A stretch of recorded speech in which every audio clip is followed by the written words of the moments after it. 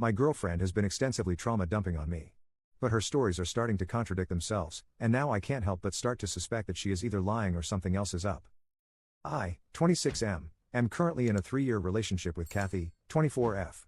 I'll spare you all the details about her personality, but I love her dearly. I fully intend to marry her when the time is right for both of us. On our first date, Kathy warned me that she had PTSD from past trauma. Some of the things that she has told me have been so devastating that they made me physically ill. As we talked and ate, she told me that she lost her V card to her stepfather when she was asleep. I, a grown man, started crying in the middle of the restaurant. She assured me that she was in therapy and was working through her issues. As time has gone on, more and more details about her past have come up. I am incredibly happy that she is willing to share all of this with me because I want to support her, but there have been so many contradictions that I'm confused. I don't even know how to bring them up. Here are several of the ones that make the least sense. She told me that her biological father kicked her so hard when she was 7 that it broke her wrist in 2 places. Later, when we were taking a bike ride together, she said, "I've never broken a bone and don't intend to now." She told me that her mother used to put a belt, a stick, and a wrench on the table and tell her to choose. She said she picked the wrench because fudge her, that's why. This is a scene from Good Will Hunting, told almost ad verbatim. She has no marks or scars from this. She told me that after her stepfather abused her for several months, she lived for her grandparents for the rest of high school. Later, she contradicted herself and said she was homeless and couch surfing for her last 2 years of high school. She told me that she dropped out of high school because she had to escape from a gang who was trying to make her work as an intercourse worker, but when I met her she was a student at a reputable university. She never went to community college. I don't think it's even possible to get into a school like that with nothing more than a GED. She told me that to cope with her past trauma, she did almost every pill and was barely sober for more than a week for 2 years. Later, when we smoked weed together, she got super high and said she had never tripped harder. I don't think someone who has done LSD and mushrooms would say that after smoking pot. It doesn't make sense. I feel like a monster for asking, was she even abused? I could understand 1 or 2 contradictions based on some inaccurate memories, but really? Why the movie scene monologue?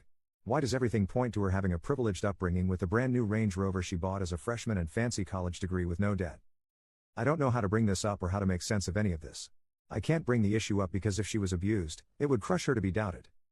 Commenter. Compulsive liar, by the sounds of it. Knew a few in college with the exact same kind of track record. The girl in the dorm room next to me only got caught when an RA called her mom to say the girl needed more support given the recent death of her uncle, and mom said never had an uncle. All of a sudden about 20 stories started to unravel. Update. Hi again everybody. A lot of people have expressed interest in an update to my situation, and since the situation is finally resolved, I figured I would take a minute to write out what happened. Admittedly, this actually ended last week, and, spoiler alert, I spent the following several days moving out. I haven't had a chance to update. A whole lot of thoughts on the matter have been stewing, so I'm afraid this is going to be long. For those of you who just want to know what happened and move on. She lied. We broke up. She tried to save our relationship by lying. I have ghosted her. For everyone else. After reading through nearly every single response to my post, I came to 2 conclusions. 1, my girlfriend was lying about, at the very least, the extent of her abuse, and, 2, she was only going to continue escalating these lies unless I put a stop to it. Many people told me both in comments and DMs that if I were to directly confront her about my suspicions, she would immediately gaslight me, or deflect by calling me a monster for not believing her. I agreed this was likely, and so I went the route of stalking her on social media. I'm not proud of it, but I spent well over 10 hours stalking her on Facebook. I hadn't logged into Facebook since early in our relationship, but she seemed to be using it fairly often. Through my search, I discovered 2 things that she couldn't possibly explain away. She has another Facebook she uses for close friends and family. The Facebook page she has me on is reserved for friends from online games, giveaways, and so on. This all came to light when I started messaging her Facebook friends. I sent them a copy/pasted message. Hey, I'm Clara's boyfriend. I know this is out of the blue, but would you mind if I asked you a question? I wanted to get her a gift and was hoping for a bit of advice. The majority of the people didn't respond. Fair enough. I assume many of the messages got automatically filtered. Of those who did respond, the vast majority didn't really know Clara, or only knew her online or didn't remember her at all. It was bizarre. Where were her college friends?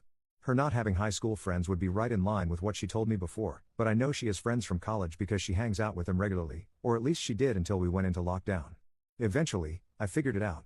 She had another Facebook. It was a total stroke of luck that led me to it. She happened to have one single friend who was on both of her Facebook pages, and when stalking her friend's friends, I found my girlfriend's second page. On her real Facebook page, everything she told me completely unraveled. Dozens of high school friends. Pictures from her high school days, ranging from class trips to dressing room pictures of her trying on new clothes to her sweet 16. Pictures with her parents with whom she seemed very happy to be having her picture taken. Pictures of her standing in front of a very large, very non-ghetto suburban house. Then I found the picture of her standing in front of her brand new Range Rover. At this point I had already decided our relationship was over. There's no explaining that. If she had mental illness so severe that she had deluded herself into believing everything she told me, she needed therapy, not a boyfriend. If all of those stories were just plain old lies, I wouldn't even know what to feel. Taking advice from the last post, I decided to ask about the Range Rover. I wanted to expose her and figured it was an innocent enough topic to bring up out of the blue. She was sitting on the couch reading a magazine, and so I walked up and asked her about her car. I said it was really nice, and if she had inherited some money or something, to be able to afford it. She gave me a long theatrical inhale and exhale. She then asked me to promise not to be shocked, but it was Pandora's box. Knowing that she was about to feed me another helping of BS, I told her I wanted to hear it anyway. She covered up the Range Rover purchase by telling me that when she was homeless, she was forced into prostitution by an abusive pimp. She said that with the money she saved by overcharging clients and hiding tips from him, she was eventually able to afford the car. Then she asked if I still loved her despite her past. So that was the end of that. I called her a liar on the spot. Aside from everything else, what really ticked me off about this lie is that street prostitutes don't make nearly enough money in tips to be able to buy an expensive car and pay for a college education. Then I told her that I saw her real Facebook. All of those pictures. For the first time in our relationship, she didn't have an explanation. I started my move out the next morning, the lease be damned, and finally was done with it in 3 days. She has frantically texted me saying she could explain and she was ready to tell me the truth. Yeah, the truth. I'm almost tempted to ask her for it just so I can experience another wild tale, maybe this time it being about her experience with witness protection on the run from the mafia or some other ludicrous story. Thanks again for all of the advice and help everyone. I feel like a total idiot for wasting 3 years of my life with her, but I have high hopes for my future. I'm going to take a break from dating for a while though. Right now I'm staying at a buddy's house who has been nothing short of amazing. She does not know where I am. Commenter. She sounds like a narcissist to be honest. I know someone exactly like this. Also, you called her Kathy in your other post? OP, haha, I just screwed up and thought she was Clara before. It has been 2 weeks. Her real name looks nothing like either. Commenter 2. My boyfriend was in a relationship like this for 5 years, she claimed to be abused and all sorts of stuff that didn't line up over time. She was also very manipulative and demanding of him, which I'd get that was also the case for Op. I asked him the same thing, how did it last so long?